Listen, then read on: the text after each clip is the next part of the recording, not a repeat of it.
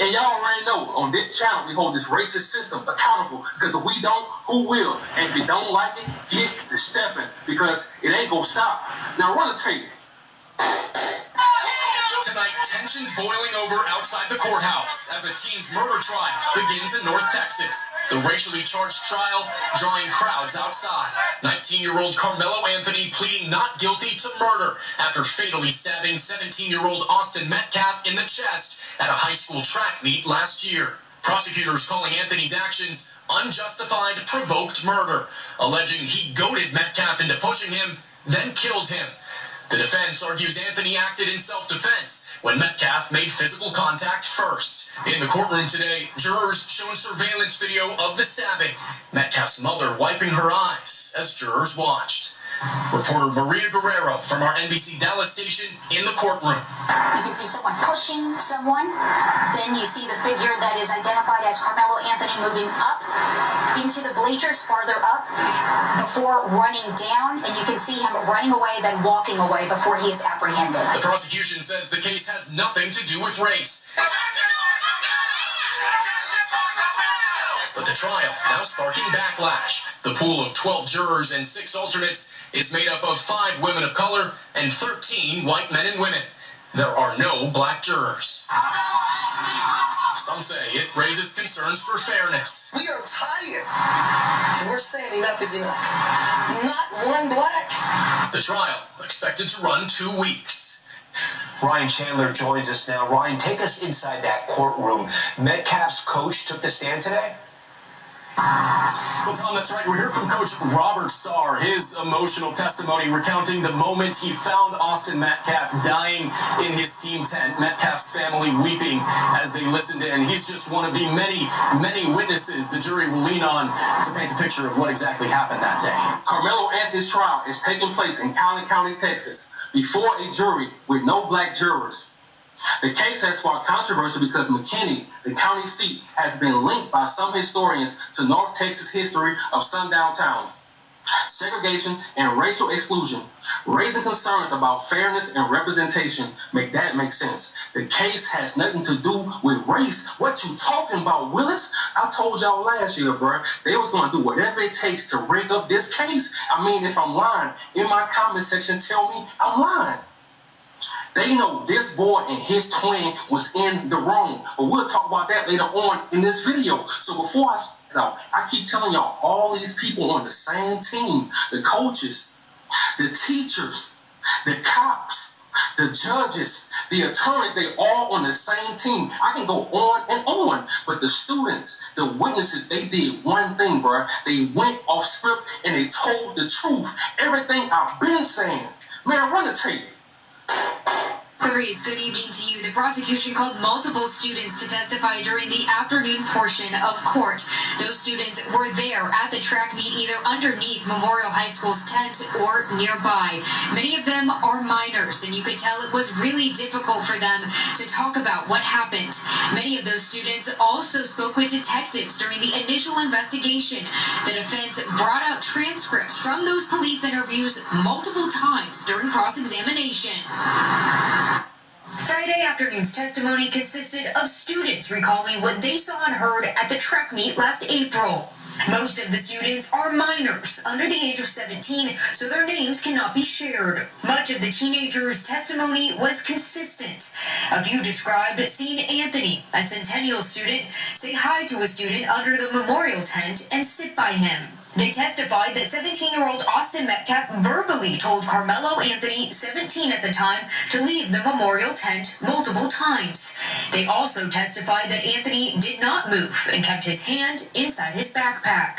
Multiple witnesses told the court they heard Anthony say, "Touch me and see what happens." The description of the physical altercation between Metcalf and Anthony differed between witnesses. Some witnesses demonstrated to the jury they saw Metcalf use one hand. Others testified they saw Metcalf use both hands when he touched Anthony. Some used lighter terms such as nudge and touch. Others used grab and shove to describe the force behind the physical confrontation. It's not unreasonable that these teenagers would have differing views. They were probably all in fight or flight and having trouble, processing what happened at that time. Allison Richardson is a principal trial consultant, not involved in the case. She says the jurors are going to consider what a reasonable person would do in the situation. But the testimony from the students is something the prosecution could bring up again in closing arguments. There's no doubt in my mind the prosecution will address this testimony because it's vital in considering whether or not he acted in self-defense or not. In cross-examination of the witnesses, Anthony's defense team asked the teenagers to indicate their location on a diagram of the bleachers at Kirkendall Stadium, then indicate where Metcalf and Anthony were. The defense honed in on the physical comparison between Metcalf and Anthony. One witness testified Metcalf had, quote, 50 to 60 pounds on Anthony. But we don't know the other side of the story yet. And what these jurors have agreed to do is to listen to both sides of the story. And so we may see some surprises in that testimony next when the defense opens, and we may not. Several student witnesses testified that Austin Metcalf pushed Carmelo Anthony first during the confrontation. The defense says that testimony supports Anthony's self-defense claim, while prosecutors argue his response went too far. Make that make sense. All Austin and his brother had to do, bro, was mind their own goddamn business and keep their hands to themselves. But no, they wanted to be bullies, bro. You're not an adult. You can't tell somebody to move from under a tent, bro, when it's raining. You can't do that. Then I said, wait.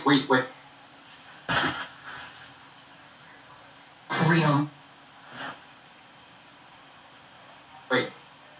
If the push and that Caucasian kid out him, you will have Caucasian people all over Facebook, YouTube, TikTok, Instagram, all over all social media, bro, saying it was self-defense. And if I'm tripping, in my comment section, tell me I'm tripping. So you can't tell me in this case race don't play a big part, bro, because Collin County, Texas has always been racist as hell, bro, from the jump. Matter of fact, let's travel back in time right quick. Check this out. Collin County, Texas, where both the incident and trial took place, has a documented history of segregation, sundown town practices, and Klan activity. Concerns about racism remain part of the conversation today, with white supremacist flyers reported in North Texas in February 2025, and additional extremist propaganda incidents reported across Texas in 2026. Make that make sense. And I told y'all, bro, racism runs in their blood, brother. See, it ain't no fun when the rabbit got the gun or the spike. If you know, you know. See, in this country, they hate to see black men defend themselves against racist Caucasian people. They want to just stand there and take it. Hell no. But they get to handcuff a black man, bro, and beat him to death for 3 hours and still get to go home. They get to shoot a young black boy, 14 years old, in the back, still get to go home. 5 Louisiana troopers can handcuff a black man and beat him to death and talk shit while doing it, and they all still get to go home, bro. You got these doctors. Black women go in for labor, bro, to give birth, and these doctors murder them. They murder them on purpose. Sometimes they murder their babies on purpose, bro, and they still remain doctors. They still get to go home. Tell me when to stop. I can go on and on. So you telling me that Carmelo Anthony can't defend himself? Man, look, Carmelo Anthony is innocent. I said what I said. Collin County, Texas is a fast-growing county that is roughly 50% white, 16% Hispanic, 19% Asian, and about 11% black. The county has a documented history of segregation and racial exclusion, and critics point to past controversies involving race and policing as reasons some black residents and activists continue to raise concerns. Make that make sense. Look, to my black parents, man, I know money is important, but we have to stop moving to these cities and neighborhoods that's only 11% black, because that means that's a sundown town. And if your black kids get in trouble, bro, they go do whatever it takes to railroad them. And if you feel like I'm lying, in my comment section, tell me I'm lying. In 2026, man, we have to stop being afraid of living around our people, because guess what? When shit hits the fan, who do you think gonna have your back? Our people. I keep telling y'all, man, racist Caucasian people and every other race, they stick together no matter what. They could be right or they could be wrong. That's how we gotta move, man. That's how we gotta always move. Because I keep telling y'all, the game is never fair with us, but it's always cold. Cali County, Texas has a documented history of segregation, racial violence, and sundown town practices that excluded black residents for generations. Make that make sense. And y'all already know, bro, before I end this video, I have to always speak from my heart. Before I end this video, I have to always speak from my heart. I keep telling y'all, bro, today, the KKK, they don't wear hoods anymore, bro. Now they wear cowboy hats. Now they hide behind badges. Now they get selected for an all-white jury. Now they call themselves judges. Now they call themselves attorneys. I can go on and on, bro. In 2026, man, it's really important that we stick together, bro. Stop moving out the hood. Stop moving from around your people, man, because that's when we got power. They want you to get money and go to the suburbs, bro. Get money and go around people that don't like you. And now you 3% black and everybody else is majority. But it's only 3% black in the neighborhood, 3% black in the city, bro. That's how they keep us divided all the time. In 2026, it's very important that we support each other. You see, don't nobody rock with us. Ain't nobody fighting with us. Ain't nobody speaking up for us. I keep telling y'all, bro, we all we got. Man, free Carmelo Anthony. He's innocent. I'm out, bro.